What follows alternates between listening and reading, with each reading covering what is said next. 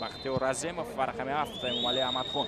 با صدای اوشتکی داور مرکز بازی امروز شروع می‌گردد. رقابت دستای رگرتاداز و پرواز در دایره بازی آخر دوره قبلی در مرحله عمومی لیگ دعوتی کنفدراسیون فوتبال آسیا شرکت خواهد کرد. امکانیت برای دستای رگرتاداز ضربه با سمت دروازه و اینجا اهلیدین کنارش خط حمله دستای رگرتاداز فول دار است. یک پاس دیگر به خط حمله. اینجا توپ با دوان دانیل کویکو ارسال کرده می‌شود.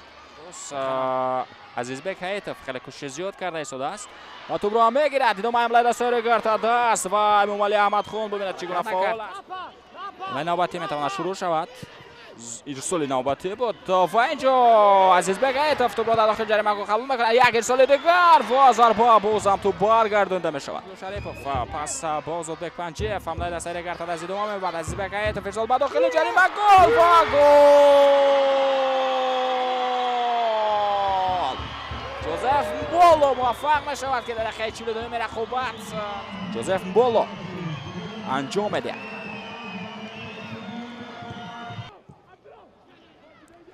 گفتن نماند که در بازی امروزه اینچنین سیستم ورنیز فعالیت کرده ایستاده است. ضربه دانیل حمله دست رگرتاداز پاس با داخل جریمه گل و توپ به دروازه وارد میشود. حساب 2-0.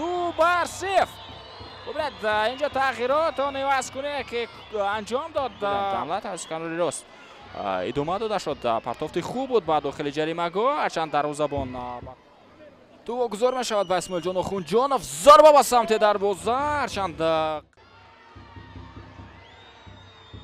حمله نوبتی روشکی بازیگران دستای رگرتاداز امکانیت یولی ارسال انجام داده میشود و چگونه از این فرصت استفاده نمیشود. بهترین امکانیت بود و اینجا اشاره میشود که افساید بود. اما به هر حال بازیگران دستای رگرتاداز نتوانستند توپ را به دروازه وارد کنند. تو ارمانا دوستوف ضربه به سمت دروازه و این چگونه ضربه بود. جام تاجیکستان برگزار میشوند. ضربه از جانب عزیزبک هیتف دروازه‌بان برمیگرداند رگرتاداز. نسیم باباجانوف پاس به خفا عزیزبک هیتف حمله را ادامه میدهد. ارسال نوبتی و تنها یک پای را گذاشتن کافی بود و خلاص. اما اشاره میشود که باز هم افساید است. گزیننده دستای رگرتاداز هم بازی کند. گل به نوبت گرفته میشود دوستان از ارجمند. اکنون حساب 3-0. گلی که ما از جانب امیرجان سفرов دیدیم اکنون داور اون رو با خط میگیرد. معلوم میشود که یگان خلالت افساید نبود و این چگونه جشنگیری است که ما از جانب امیرجان سفرов میبینیم. توپ قبول میکند.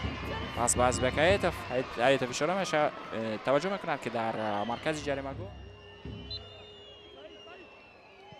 پرتوپ داخل جریمه گل امکانیت برای دستای پرواز و تکم سیورین لگرفت بود. باز هم رگرتاداز بود. توپ ضربه با سمت دروازه و خریب بود که از مسافه دور دیمو کینگو توپ را به دروازه وارد میکرد. رسیدن و با این ترتیب صدای اوشتکی داور اساسی در بازی امروزه امیرجان خورکاشف بلند میشود و دستای رگرتاداز در بازی آخری و با این ترتیب ما مخلصان دستای رگرتاداز را با این پیروزی تبریک میکنیم و در همینجا گزارش مستقیم خود را در تالکو آرینا با انجام میرسانیم. فردوس عظیم‌زاده بودم که این بازی را با شما تماشا کردن. سرورم موفق باشید و بازی آینده لیگ اول رو پیگیری کنید. خیر.